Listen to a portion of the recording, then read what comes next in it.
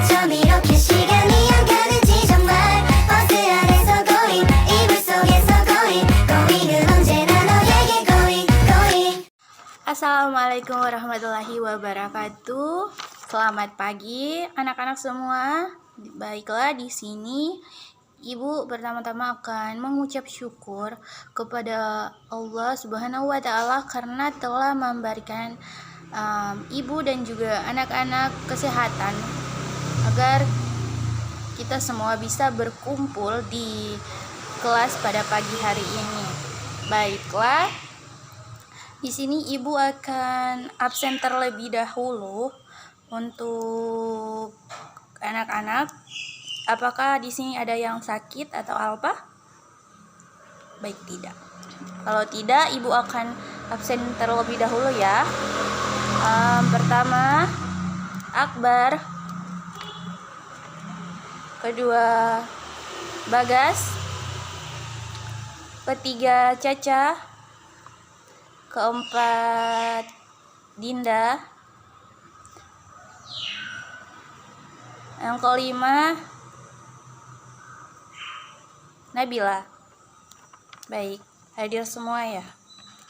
Di sini Ibu akan menjelaskan tentang surah Al-Luqman.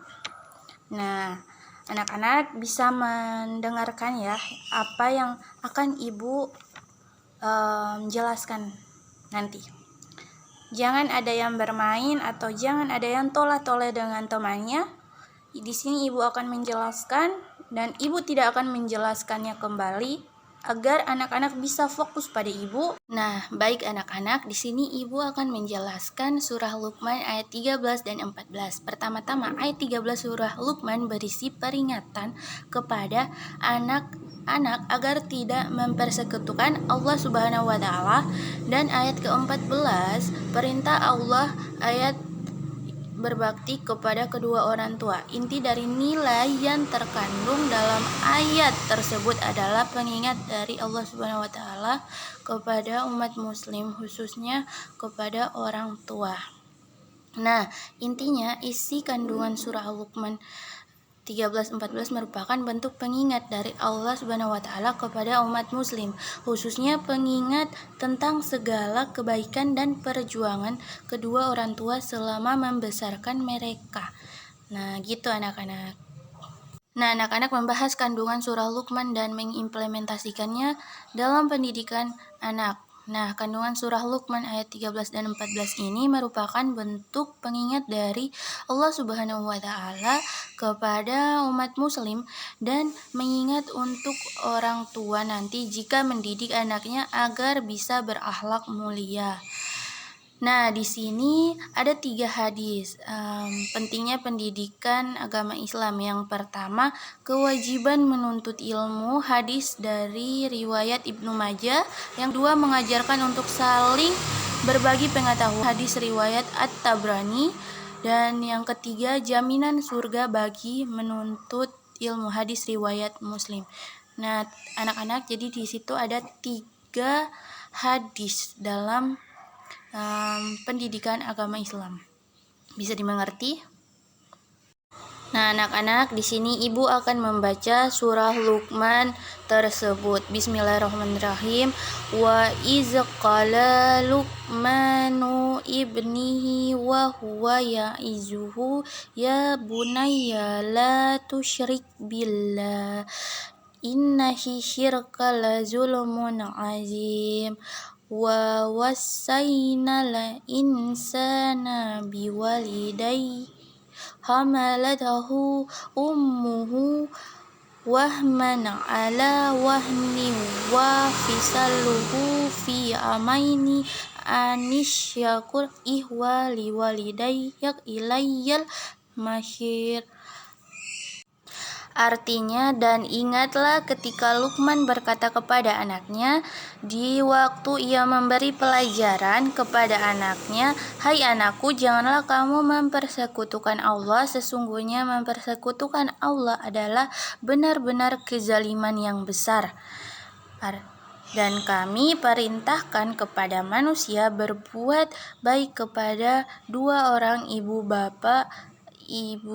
telah mengandung dalam keadaan lemah yang bertambah-tambah dan menyapikan dalam 2 tahun. Bersyukurlah kepadaku dan kepada 2 orang ibu bapakmu, hanya kepada aku kembalimu. Nah, anak-anak, dari sini kita bisa mengambil arti tersebut bahwa janganlah membuat kezaliman kepada kedua orang tua dan jangan melawan kedua orang tua tersebut. Paham? Surah Luqman ayat 13-14 berisi nasihat-nasihat bagi umat muslim. Ayat 13 surat ini berisi peringatan Luqman kepada anaknya agar tidak mempersekutukan Allah Subhanahu wa taala atau berbuat musyrik. Sementara untuk surah Luqman ayat 14 berisi perintah Allah kepada manusia agar berbakti kepada kedua orang tua mereka dengan berusaha melaksanakan perintah-perintahnya dan mewujudkan keinginannya. Nah, surah Luqman merupakan surah ke-31 dalam urutan Mushaf Al-Quran. Surah ini terdiri dari 34 ayat dan termasuk dalam golongan surah Makkiyah. Nah, jadi anak-anak bisa tahu ya, surah Luqman ini adalah surah Makkiyah. Bisa mengerti? Surah Luqman adalah surah ke-31 termasuk juz ke-21 dalam Al-Quran. Surah ini terdiri dari 34 ayat dan termasuk golongan surah-surah Makkiyah. Surah ini diturunkan setelah surah As-Saffat. Nama Luqman diambil dari kisah tentang Luqman yang diceritakan dalam surah ini, tentang bagaimana ia mendidik anaknya. Nah, penafsiran dari surah ini adalah Luqman adalah orang tua yang ingin mendidik anaknya dengan penuh kebaikan agar tidak dapat berpengaruh kepada lingkungan sekitarnya, agar ia tidak zalim kepada orang lain. Dan kandungan dari surah ini adalah untuk senantiasa kita sebagai anak nurut pada orang tua dan berbakti. Baik, apakah anak-anak mengerti dan paham? Pola asuh Luqman pada anaknya. 1. Jangan persekutukan Allah. 2. Berbuat baik kepada kedua orang tua.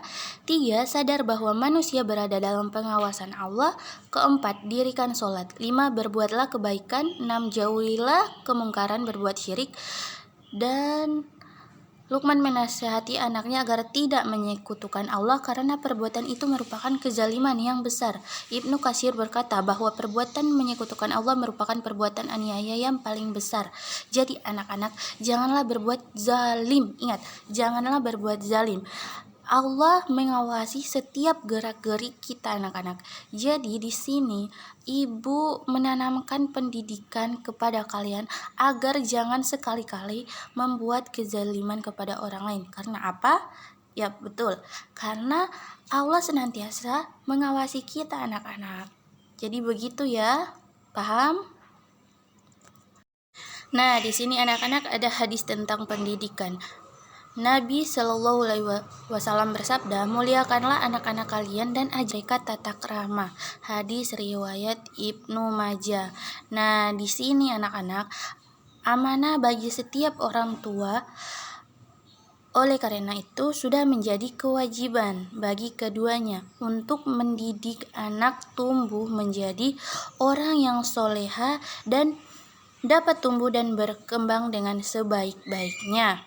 Setiap orang tua tentu memiliki cara mendidik anak versi masing-masing yang biasanya telah disesuaikan dengan latar belakang dan kebutuhan anaknya. Tapi penting bagi orang tua muslim untuk mendidik anaknya dengan cara Islami.